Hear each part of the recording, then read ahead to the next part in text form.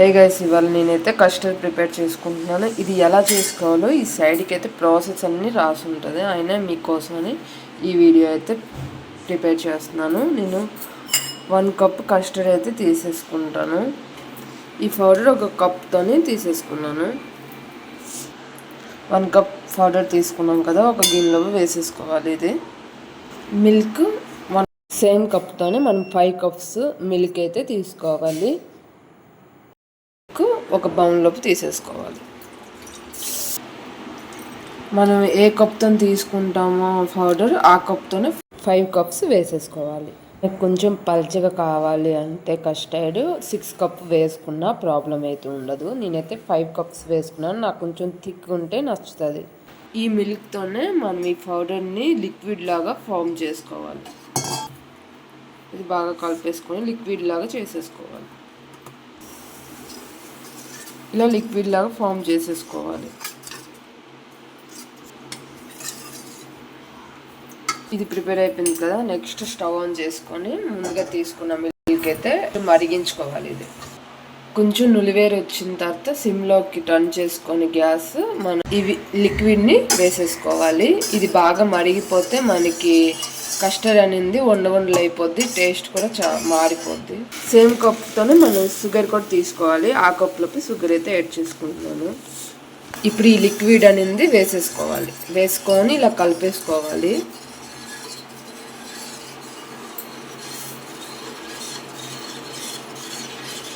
గుర్తుపెట్టుకోండి, పాలు ఎక్కువ మరగకూడదు. మరిగితే మనకి కస్టర్డ్ అనేది థిక్నెస్ వచ్చినప్పుడు మనకి కొంచెం ఉండల్లాగా వచ్చేస్తుంది. ఇలా కలుపుతూ ఉండాలి. సిమ్లోపే టర్న్ చేసుకొని మనం ఈ లిక్విడ్ని కస్టర్డ్ని ప్రిపేర్ చేసుకోవాలి. కొంతమంది కస్టర్డ్ని చాలా పల్చగా కూడా చేసుకొని తింటారు. పల్చగా కావాలనుకున్న వాళ్ళు 6 to 7 కప్స్ అయితే వేసేసుకోవచ్చు. ఇప్పుడు ఈ షుగర్ని యాడ్ చేసేసుకోవాలి. ఇప్పుడు షుగర్ వేసిన తర్వాత స్టవ్ సిమ్లోకి టర్న్ చేసుకొని కలుపుకోవాలి. ఇది అలానే కలుపుతూ ఉండాలి, లేకపోతే కింద కంటేస్తుంది, ఇంకా ఉండలాగా అయిపోద్ది. చూసుకొని మనం కలుపుకోవాలి. ఇది మనకి థిక్గా ఫామ్ అయిపోయిందంటే మనకి కస్టర్డ్ అయితే రెడీ అయిపోద్ది. దీంట్లో చాలా ఫ్లేవర్స్ ఉంటాయి. నేనైతే వెన్నెలా ఫ్లేవర్ తీసుకున్నాను. ఇలా కలుపుతూ ఉండాలి. ఇలా థిక్నెస్ వచ్చింది కదా, ఇలా కలుపుతూ ఉండాలి. ఇప్పుడైతే థిక్గా వచ్చింది చూసారు కదా. ఇలా థిక్నెస్ వచ్చిన తర్వాత మనం స్టవ్ ఆఫ్ చేసేసుకొని కూల్ చేసుకోవాలి. ఇది ఇప్పుడైతే కస్టర్డ్ అయితే రెడీ అయిపోయింది. స్టవ్ ఆఫ్ చేసుకొని ఇది బాగా చల్లగా చేసుకోవాలి. చల్లగా చేసుకున్న తర్వాత ఫ్రిడ్జ్లో పెట్టేసుకోవాలి. బాగా చల్లగా అయిపోయింది. ఇది ఇప్పుడు నేను ఫ్రిడ్జ్లో పెట్టేసుకుంటాను. ఈ కస్టర్డ్లో వేయడానికి నేను కాజు ఇలా చిన్నగా కట్ చేసేసుకున్నాను. నెక్స్ట్ బనానా, ఒక యాపిల్ చిన్నగా కట్ చేసేసుకొని బనానా ఇలా రౌండ్ షేప్లో నేను కట్ చేసుకున్నాను. ఇవన్నీ నేను దీంట్లో వేసేసుకుంటాను. నెక్స్ట్ కాజు, మీ దగ్గర ఉన్న ఫ్రూట్స్తో యాడ్ చేసేసుకోవచ్చు. నేను ఓన్లీ బనానా ఇంకా యాపిల్సే యాడ్ చేసుకున్నాను. చూసారా కలర్ఫుల్గా ఉంది. మీ దగ్గర ఉన్న డ్రై ఫ్రూట్స్ కూడా యాడ్ చేసుకోవచ్చు. బాదం కూడా ఇలా చిన్నగా కట్ చేసేసుకొని యాడ్ చేసేసుకోవచ్చు. ఇలా ఒక్కసారి మనం కలిపేసుకోవాలి. బాగా లైట్గా కలిపేసుకోండి.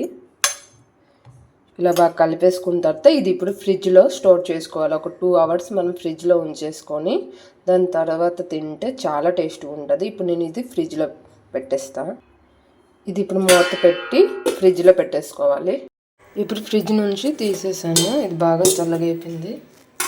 ఈ ఫ్రిడ్జ్లో పెట్టేస్తే ఇలా థిక్గా వస్తుంది. మనకి ఇంత థిక్నెస్ వద్దు అనుకుంటే మనం 6 to 7 కప్స్ అయితే యాడ్ చేసుకోవచ్చు. మిల్క్ థిక్నెస్ తక్కువ ఉండాలి అంటే.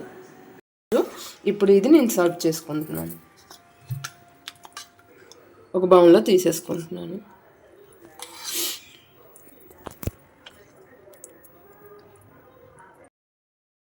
దారింపండు పెక్కలు యాడ్ చేసుకున్నాను గార్నిష్ కోసమని. ఇప్పుడైతే కస్టర్డ్ రెడీ అయిపోయింది. చాలా టేస్ట్గా ఉంటుంది. ఇంట్లో డెఫినెట్గా ట్రై చేయండి. ఈ వీడియో మీకు నచ్చితే లైక్, షేర్, సబ్స్క్రైబ్ చేయడం మర్చిపోద్దు. చాలా టేస్ట్గా ఉంటుంది. డెఫినెట్గా ట్రై చేసి కింద కామెంట్ చేయండి మీకు నచ్చిందో లేదో. Thank you.